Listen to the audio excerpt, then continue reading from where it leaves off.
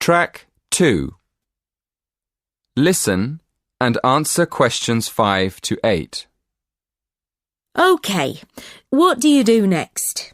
Read the questions? Yes, it's very important to read the questions, not just once, but several times. I usually make a few notes when I'm looking at the questions.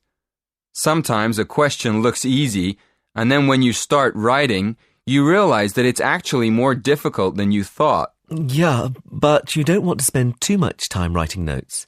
No, but it's a good idea to jot down a few ideas to see if you can remember the arguments for the topics you studied most.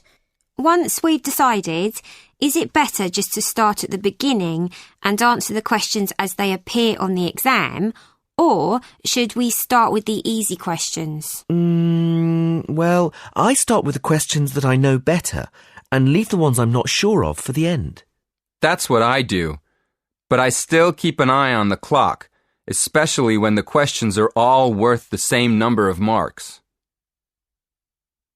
Before you hear the rest of the conversation, in the exam you will have 20 seconds to look at questions 9 and 10.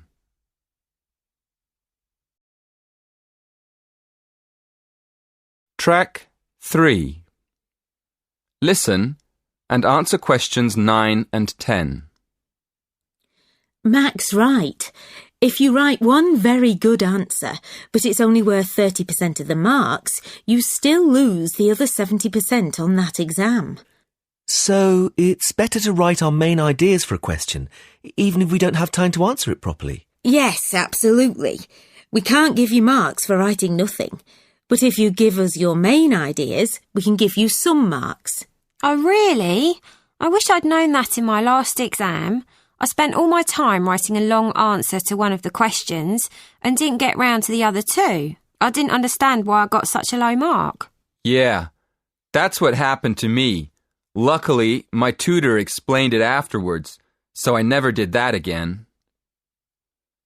That is the end of section 3. In the exam, you will have half a minute to check your answers.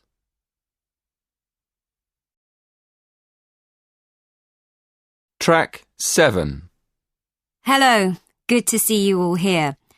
This afternoon, I'm going to talk about a recent survey into men's and women's shopping habits. Before I start, I'd like you to look at the list of statements about men and women and see which ones you would expect to be true. Right? Firstly, let's look at the idea that women spend a lot of money on expensive shoes. Actually, this isn't true. In fact, women buy a lot of cheap shoes. Men, on the other hand, try to save money by buying special offers. What is surprising about women, though, is that they like shopping in expensive or exclusive boutiques.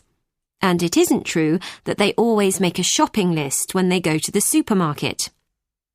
We also expected to find that men would go to the supermarket after midnight to get their food cheaper, but this wasn't the case either.